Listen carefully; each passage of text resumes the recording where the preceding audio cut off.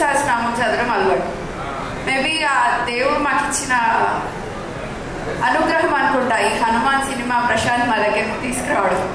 లేకపోయింటే మేము అసలు ఇండస్ట్రీకి వచ్చేవాళ్ళం కాదు. ఇంత అందరూ మాట్లాడుతున్నారు, ఆ ఏవి చూస్తున్నప్పుడు నాకు ఏడుపు వస్తుంది. ఏంటిది మీవేనా, మాకు ఇంతమంది ఉన్నారా ఇప్పటి వరకు, అమ్మ నాన్న తమ్ముడు పిల్లలు మేమే అనుకున్నాం. అలాంటిది ఇప్పటి వరకు దగ్గర దగ్గర మొత్తం 50 లక్షల మంది, కోటి మంది మా వెనకాల ఉన్నారు. ప్రతి ఒక్కరూ ఇంత ఇప్పటికీ కూడా నాకు ఇంకా ఇది ఒక కళలాగే ఉంది. అందరూ ఎంజాయ్ చేస్తున్నారా, పార్టీలు చేసుకుంటున్నారా, దేవుడికి కృతజ్ఞత చెప్పడానికి కూడా టైం సరిపోయే పరిస్థితుల్లో లేము మేము.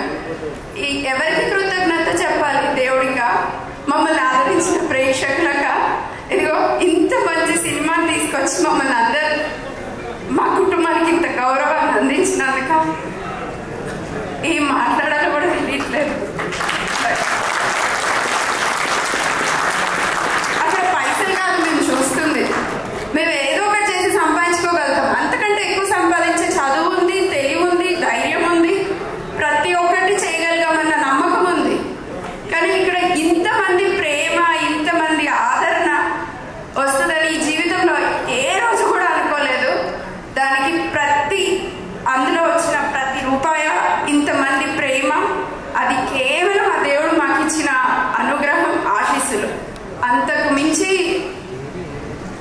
ఇంతకు మించి జీవితంలో మేము సాధిస్తామా సాధించమా అన్నది పక్కకు పెడితే, ఇది మాత్రం మీరందరూ మాకు ఇచ్చిన అపూర్వం, అద్భుతం. మేము ఒక మాటలో చెప్పలేని విజయం ఇది. ఇదంతా మాది కాదు, మనది. మీరందరూ మాతో ఉన్నారు కాబట్టి మేము ఇక్కడ ఈరోజు ఇది చేసుకోగలుగుతున్నాము. ఇప్పుడు మా బాధ్యత చాలా పెరిగింది. ఇన్ని రోజులు అమ్మ నాన్నకి నచ్చినట్టే చేస్తే చాలు, మా ఆయనకి నచ్చినట్టు చేస్తే చాలు, ఫ్రెండ్స్కి నచ్చినట్టు చేస్తే చాలు అనుకున్నా. ఇప్పుడు లక్షల మంది తోబుట్టువులు అయ్యారు, కోట్ల మంది స్నేహితులు వచ్చారు. ఇంతమందికి మేము ఏ న్యాయం చేయగలుగుతామో ఆ దేవుడే చూస్తాడు.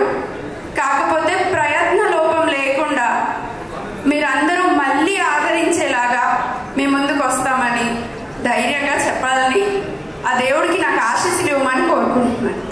అంతకుమించి ఇంకా సినిమా రిలీజ్కి ముందు బాగా టెన్షన్ పడుతున్నప్పుడు మైత్రిగా శశి గారు, నేను చేస్తానమ్మా, నీకేం భయం లేదు, మేము ఎంత ప్రయత్నం చేయాలో అంత ప్రయత్నం చేస్తాము, మేము ఎవ్వరికి భయపడకుండా మీకు సినిమా రిలీజ్ చేసి పెడతాము అని అన్నారు.